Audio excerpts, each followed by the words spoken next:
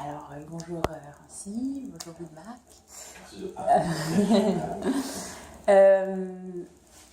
Donc, vous êtes chercheur en sciences sociales, en sciences humaines, et vous réfléchissez aux pratiques décoloniales. Est-ce que vous voulez vous présenter un petit peu? Bien sûr. Pourquoi pas. C'est quoi vos intérêts Bon, moi je suis Rodemac et étudiant en sociologie et en philosophie également. Les thématiques qui m'intéressent sont liées à ce grand mouvement qu'on appelle Sciences ouvertes, qui en fait mobilise toutes les ressources, mobilise toutes les capacités pour combattre l'injustice cognitive qui en quelque sorte prédomine dans le champ scientifique. Et puis, moi, de mon bon gré, je décide de travailler avec la théorie décoloniale parce que ça me permet en quelque sorte d'expliquer les méfaits de l'eurocentrement du savoir dans mon pays. Merci. Moi, c'est Rancy Enson Michel, je suis en sociologie tout comme mon camarade à l'Université d'État d'Haïti. Je suis particulièrement intéressé aux enjeux, je dirais, de la place périphérique d'Haïti dans l'économie globalisée du savoir. Quelles sont les conséquences de cette position périphérique d'Haïti dans ce qu'on pourrait appeler ce système monde de la science. Et là, donc, vous êtes à Montréal parce que vous êtes en visite. Est-ce que vous voulez juste donner quelques petits mots de contexte? Qu'est-ce qui vous amène ici? D'abord, ce qui nous amène ici, c'est la FAS. On était à la FAS à l'invitation de Florence Piron et Tremblay, Garçon d'Orsay, qui, à travers l'association Sciences et Bien Communs, présentait 2 colloques à cette dernière édition de l'ACFAS. Donc, on a fait une présentation qui mettait en nu, en quelque sorte, les conséquences de l'hégémonie linguistique du web scientifique libre, notamment. On a présenté des données qui prouvent quelque sorte à quel niveau cette hégémonie linguistique du web scientifique libre entrave en quelque sorte la productivité intellectuelle des jeunes de notre pays. C'est quoi la production européenne scientifique libre? C'est ça que vous disiez? Non, c'est en fait l'hégémonie linguistique sur le web scientifique libre. En quelque sorte, c'est la domination de certaines langues du Nord sur le web. On a l'anglais, on a le français, on a l'espagnol, et ces langues-là ne laissent aucune place aux langues des pays du Sud, qui souvent sont des langues maternelles. Or, dans l'apprentissage, il y a une différence quand l'élève ou l'étudiant est en quelque sorte contraint à apprendre dans une autre langue qui n'est pas sa langue maternelle. Donc, nous avons présenté une communication qui a en quelque sorte dévoilé les méfaits de cette hégémonie linguistique-là qui prédomine sur le web scientifique. Donc, tout l'enjeu de notre communication, c'était de voir à quel niveau le web scientifique, libre ou non libre, peut être bien un outil qui favorise l'universalisme inclusif de la science, tel que prôné par la science ouverte. Et c'est quoi le mot? Parce que je pense que les gens ne connaissent pas tous l'Europe scientifique libre. C'est quoi cette liberté dont on parle? Le web scientifique libre. Bon, le web scientifique... Ah, le web scientifique libre, ok. Le web, c'est pas l'Europe. C'est le web. J'étais comme, pourquoi l'Europe? Ok, le web, oui. En fait, ce sont les bibliothèques, les plateformes, les archives, en quelque sorte, qui sont montées pour contrecarrer les industries, ou encore les éditions et les grandes maisons d'édition commerciales. Donc, à l'intérieur de ce web scientifique libre, il y a encore des problèmes d'injustice cognitive et d'hégémonie, de concentration linguistique, et c'est là-dessus que vous réfléchissez et que vous travaillez. Ben oui, évidemment. Oui, bien sûr, parce qu'il y a une invisibilité des savoirs des pays du Sud, même sur le web scientifique libre, qui, en quelque sorte, qui n'est pas anodin, cette situation n'est pas anodine, c'est une situation qui, en quelque sorte, favorise une sorte de néocolonialisme scientifique, tu vois. Donc, on est en train de voir comment peut-on contribuer à couper court à cette situation. Et comment cette vision des pratiques décoloniales Comment ça marque vos pratiques, vos archives, vos histoires personnelles? En fait, en quoi ça a changé ou nourri vos manières de faire de la science, de comprendre toutes ces pratiques? Ou peut-être ça a toujours été là, comment ça vous nourrit, motive, pousse? Bon, en fait, c'est toute une histoire avec, avec la décolonialité. D'abord, en 2016, en Haïti, on a reçu, en fait, quelque chose, le deuxième colloque du projet Sciences ouvertes en Haïti, en Afrique. Et c'est à partir de ce colloque-là que nous avons, en quelque sorte, rencontré le mouvement pour la science ouverte. Et c'est à ce moment-là que moi-même, personnellement, j'allais en quelque sorte sortir du carcan de la colonialité, sortir du positivisme, en quelque sorte, sortir de toute relation hégémonique, toute relation paternaliste en ce qui concerne le savoir. Et à partir de nos rencontres avec Florence Piron, avec Émilie Tremblay, avec Jean-Marie Tremblay, et toute l'équipe qui, en quelque sorte, a été là pour le colloque en sciences ouvertes, justice cognitive en Haïti, en Afrique francophone. Et puis, c'est comme, en quelque sorte, la rencontre entre le sujet et l'objet. Et de cette rencontre-là, je me suis rendu compte que j'ai été en quelque sorte emprisonné dans un système qui ne saurait ne pas être difficile pour moi comme chercheur, comme étudiant. Mm-hmm. Franchement, on avait une fois posé cette même question, et voilà ce que j'ai répondu.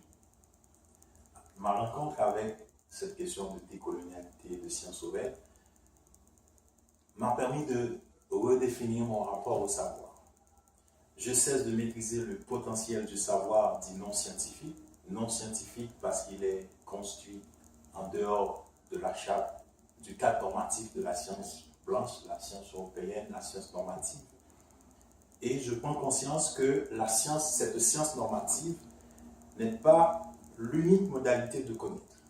Du coup, je me débarrasse peu à peu de cette aliénation épistémique qui m'a toujours évité de penser le local sans l'extérieur, l'Occident, qui pour moi était le seul capable de dicter le sens du savoir. Voilà, c'est une rupture énorme dans ma vie par rapport à mon rapport au savoir. C'est une redéfinition de la place de non-étudiants et chercheurs du Sud dans le système de la connaissance. Mm-hmm. Ouais. Et comment ça vous nourrit au quotidien ou pas au quotidien? Est-ce que ça vous donne de l'énergie? Merci, parfait. Oui, parce que maintenant je me sens réellement impliqué dans la vie intellectuelle de mon pays. Et je me sens utile. Et c'est comme je suis traversé par un sentiment de libération. Avant 2016, j'étais un étudiant sous l'emprise des principes canoniques de la science normative, du positivisme, tout ça. Maintenant, je vogue dans un autre univers. Comme Audi Florence, je suis maintenant un universitaire libre. Oui, on se sent libéré. Et responsable. On se sent libéré, voilà, on se sent responsable. On se voit comme des militants. Ouais. Je me définis comme un militant. Comment redéfinir la science en Haïti? Il faut redéfinir l'université en Haïti, le rôle de l'université en Haïti. Parce qu'on a une université en Haïti où son enseignement se base beaucoup plus sur l'universel, sur la généralité.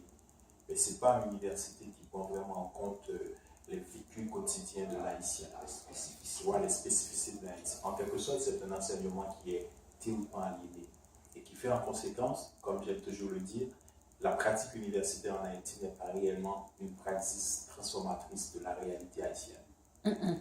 Il faut changer cette situation. Et pour changer cette situation, il faut rompre avec cette hégémonie, avec cette aliénation théorique, épistémique. s'est pour inaugurer une tradition de pensée libre en Haïti, de pensée libre en Haïti. Et on s'est également rendu compte que cela découle du rapport de colonialité entre Haïti et ses métropoles, Canada, France, États-Unis, entre tous les pays du Sud et ses métropoles et leurs métropoles dans le Nord. Et c'est peut-être pas la même situation pour les pays de l'Amérique latine, c'est la même situation pour les pays africains, la même situation pour les pays asiatiques. Donc, on est pris dans un système où seul le blanc, seul l'européen, seul l'homme, seul l'hétérosexuel est capable de produire la connaissance. Mais tous les autres minorités. Donc la science a une patrie. La science a une patrie, la science a un sexe, la science a, comment dire, une couleur. Et les blanches. Et est-ce que vous avez comme une intuition de qu'est-ce qui fait qu'il y a quelque chose qui est en train de changer, peut-être depuis 2016 ou peut-être qu'est-ce qu'il y a aujourd'hui qui fait qu'il y a comme une sorte de réveil peut-être ou une transformation que vous sentez Et en même temps, qu'est-ce qu'il y a maintenant qui serait particulier et qu'est-ce qui existait peut-être aussi déjà, qui était déjà en ébullition ou en préparation? Bon, pour moi, et par exemple à l'université, avant il était vraiment absurde, paradoxal de parler de science sans faire référence à l'Europe. Mais maintenant, à l'université, on commence à se questionner sur ce rapport-là entre les pays du Sud et les pays du Nord. On commence à accepter d'autres visions, comme la vision prônée par les auteurs décoloniaux. Et on commence à avoir des auteurs décoloniaux de notre pays qui s'affirment, comme par exemple Cheikh Azimi. Donc c'est comme une responsabilisation de nous d'abord, une responsabilisation de tout chercheur et étudiant qui, en quelque sorte, veut sortir du carcan de l'eau-centrement, la production de savoir. Du désenchaînement du savoir. Et c'est quoi les moyens que vous prenez pour ça? Que vous avez ou que vous prenez? Bon, on fait des conférences. Ouais. On fait des conférences, on anime des ateliers. Et puis, on utilise beaucoup le numérique pour vulgariser et puis pour faire passer notre point de vue sur la question. Et puis, on essaie en Haïti de couper souffle à une forme d'économisation du savoir. Et c'est pour cela que nous avons, depuis 2016, nous avons en quelque sorte procédé à une collaboration étroite avec la grande bibliothèque canadienne et les classiques des sciences sociales. Donc c'est pour dire comment nous sommes pour la libération de la connaissance, nous sommes pour la non-marchandisation de la connaissance. Et la connaissance c'est en quelque sorte le produit de l'esprit. Donc ce produit-là doit être accessible à tous les esprits. C'est en quelque sorte cette lutte particulièrement contre la logique du savoir exclusif qui domine en Haïti, ça fait depuis longtemps. Depuis l'indépendance haïtienne même, il y a cette logique du savoir exclusif qui domine. Donc comme disait Woodmark, nous avons créé cette association qui se donne pour objectif, pour mission de contribuer à combattre non seulement l'invisibilité des savoirs haïtiens dans la grande francophonie internationale, mais du même coup, favoriser l'accès à ces savoirs en libre accès.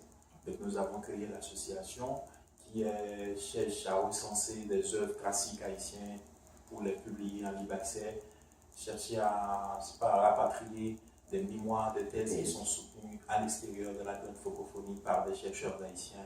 On rencontre les auteurs contemporains haïtiens pour leur demander la permission de diffuser leurs travaux en libre accès. Donc on a la collection études haïtiennes, c'est là que se sont déposés tous ces travaux. Et on vient de recevoir un don de Cégep de Chicoutimi qui nous permet de créer en Haïti un studio de numérisation des savoirs haïtiens en sciences sociales notamment, puisque les classiques des sciences sociales se s'intéresse beaucoup plus aux œuvres qui sont en langue française. Mais nous, on veut aller beaucoup plus loin. Nous avons en perspective de créer toute une archive ouverte en Haïti pour contribuer à libérer davantage le savoir scientifique, à désenchaîner davantage le savoir scientifique. Et qu'est-ce qui s'annonce maintenant et de quoi vous rêvez? Qu'est-ce qui s'annonce et de quoi rêvez-vous? De quoi rêvons-nous? Une université qui est un pays où il n'y a plus de mur entre l'université et la société civile. Moi, ça me préoccupe. Il y a un mur entre l'université et la société en Haïti. C'est comme si l'universitaire il est étranger à son propre pays qui est Haïti. C'est comme si l'université contribuait à faire cette déconnexion entre l'universitaire, le citoyen et le chercheur. Moi, ça m'intéresse. Il y a cette disparité-là entre les citoyens. Mais cela répond à une logique. Et c'est peut-être ce que Achille Mbembe appelle le potentat colonial.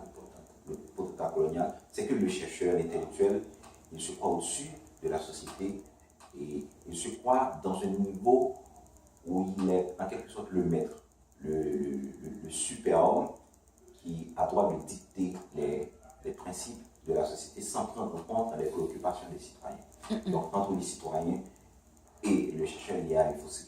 Donc on veut un dialogue égalitaire. Un dialogue égalitaire entre les savoirs scientifiques et les savoirs qu'ils disent non scientifiques. Entre le champ scientifique et tous les champs de la société, entre l'intellectuel, le citoyen, le politicien. C'est ce que nous rêvons. Est-ce que vous avez des idées de qu'est-ce qui pourrait contribuer à aller dans ce sens-là? Il y a les boutiques de sciences, c'est un palliatif énorme. Alors, expliquez un petit peu, qu'est-ce que c'est ça? Tu peux... Bon, en fait, comme tout le monde le sait, l'université a trois fonctions. Il y a la formation, il y a la recherche, et le service à la communauté. Mais presque dans les pays du Sud, ce service-là reste inexistant. L'université n'arrive pas vraiment à influencer la société dans le bon sens.